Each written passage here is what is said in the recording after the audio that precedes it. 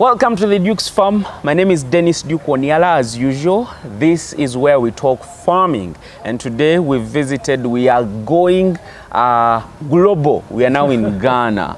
And we have one of our partners there, one of our friends he's a very, very enterprising farmer. Yeah. First of all, Fred, you're welcome to my channel and welcome to Uganda. Yeah. And thank you so much for the work you're doing, inspiring a lot of young farmers out there, because farming is the way to go.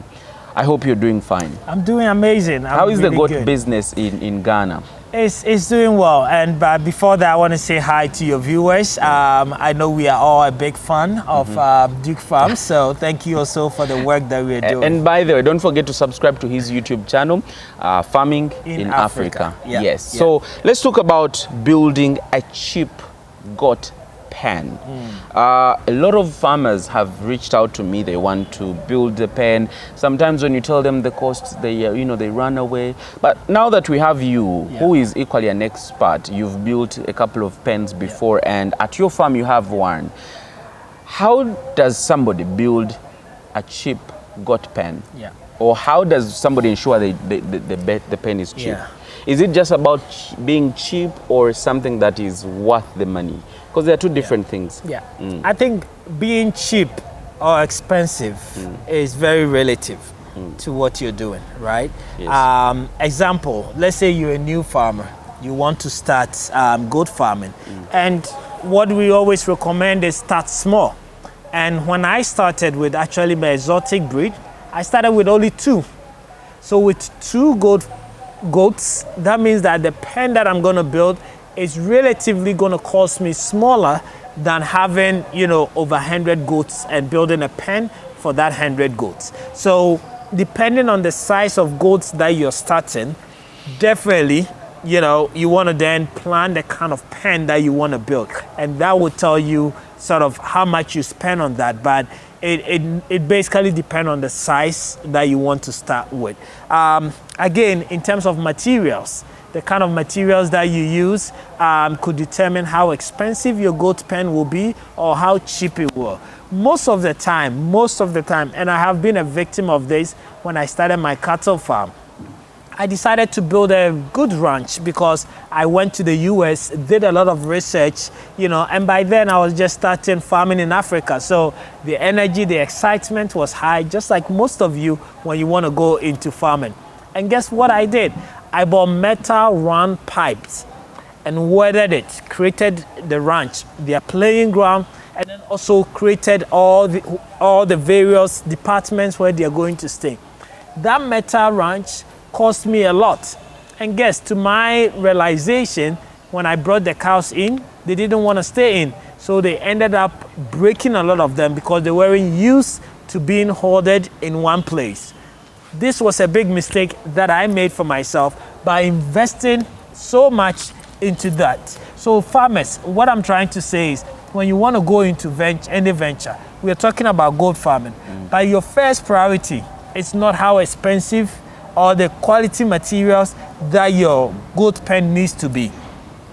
It's rather, do I have the right breed? Do I have food to feed this breed? Do I understand or have the knowledge of how to take care of this?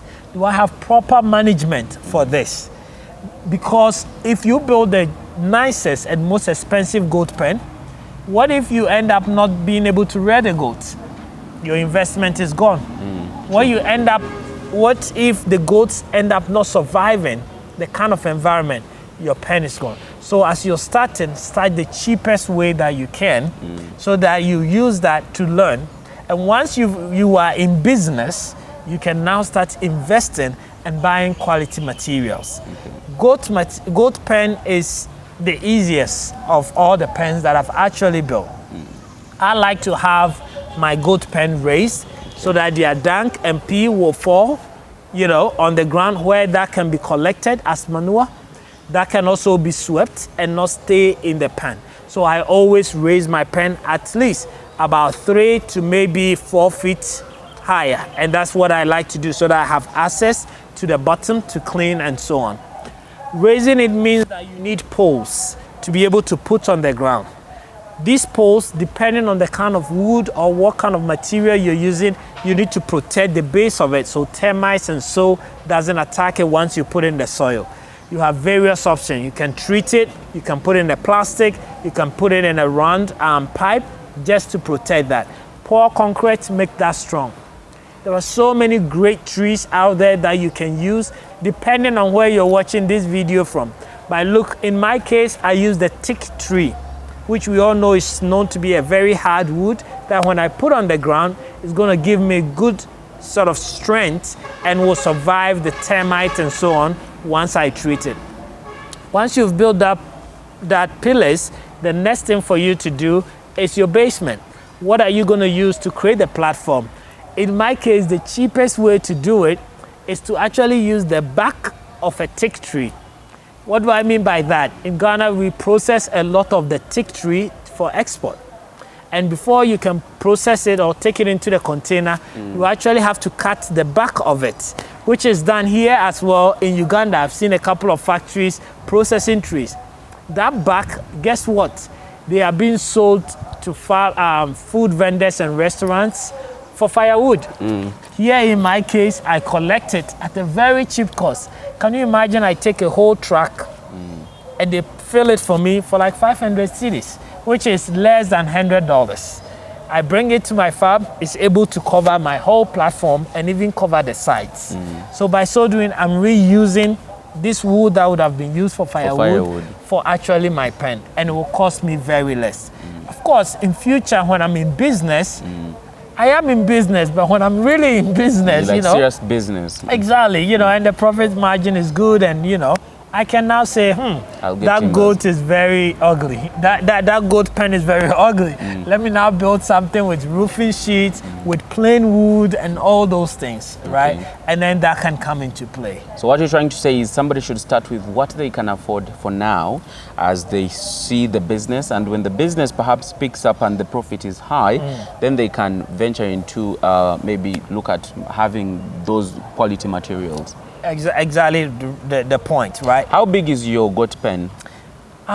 So I built the first one, which was quite small. My current goat pen can actually accommodate about 100 to 150 goats. So that is quite big. But because I have started with a small pen for 2 goats, and then even when I started way back, I didn't build a pen.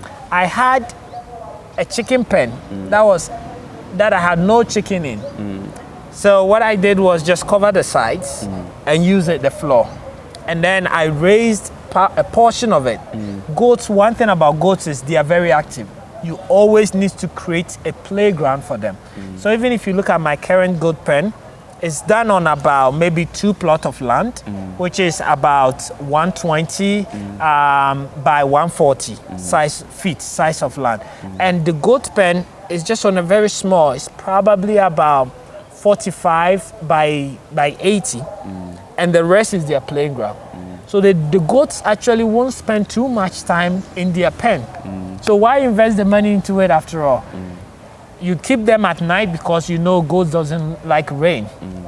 At night we keep them for security, for rain and other stuff. But early morning, once the worms are down, the sprinkle waters are dry, you let them out.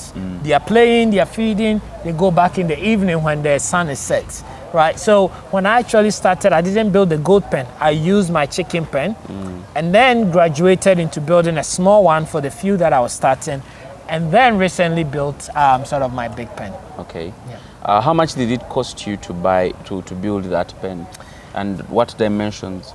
I think I said it was about, let's say about 45 feet by about 80 feet long, right?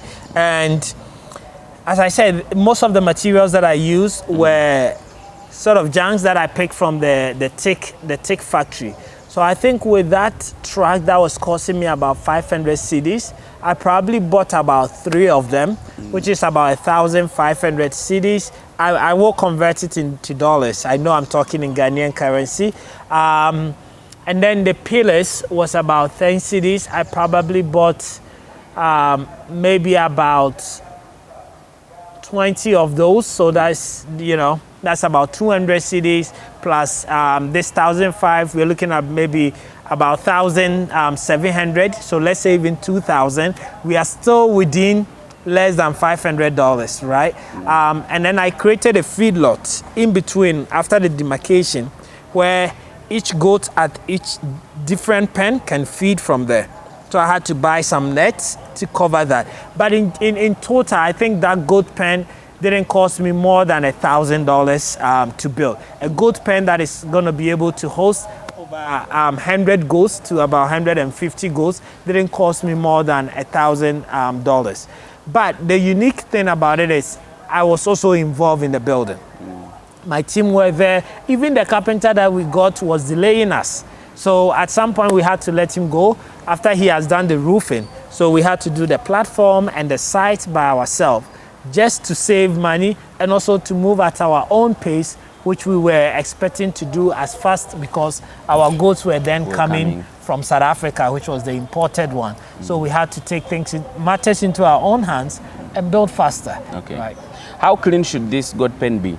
Very clean. Okay. I mean, you know, sometimes we think animals are animals, but no, animals are also human. More like human. Like, yeah, they are living beings and they have diseases, right? So that's why to me, the goat pen, the ground needs to be lifted, right? So that they are not standing in their pee and dunk. The second thing is once you lift it, you need to leave maybe 1 inch interval between every whatever you're using, whether you're using net, whether you're using wood. You know, in my case, it was about 2x2 wood. So that 2x2, you leave about 1 inch interval so that when they pee, when they go poop, everything will fall. So then the goat pen is clean. Even with that, every morning, every evening, you need to clean. Okay. Again, every 2 weeks, we also disinfect our goat pen. We spray the goats themselves and we spray the pen itself. And these are basic hygiene for every living thing, just like you would do as a human. Lastly, as we wind up this session, you've talked about the pen being cheap and perhaps using cheaper material. Doesn't this compromise the quality of the structure built? In terms of strength? I think the strength of a structure would depend on its pillars. And as I said, I use the thick tree itself for the pillars. Okay, the pillars must be good. Exactly. With whatever that is covering it, you can always change that. You know, whatever you're using for the size, you can easily always renovate and take those out. But your pillars is what you really need to invest into it so that you have a strong pillar, which is basically what I'll call the foundation. And initially I talked about how to treat that wood or to put it in a PVC pipe so that termites and cold doesn't get to it. I also talked about pouring concrete beneath it to keep it stronger. Once you have a strong foundation, then whatever you can cover it with doesn't really matter because anytime you want, you can remove it and cover it with a more experienced or durable, material. Okay. Interesting. We don't want to prolong this conversation, but at least I have been able to talk to Mr. Fred and we've tried to paint a picture for you, and we hope to continue these conversations once in a while. But Mr. Fred owns Shimeshia Farms found in Ghana. You can go to his YouTube channel, Farming in Africa, and subscribe and get to learn a lot about farming in Africa. Until then, it's a goodbye. Bye-bye, guys.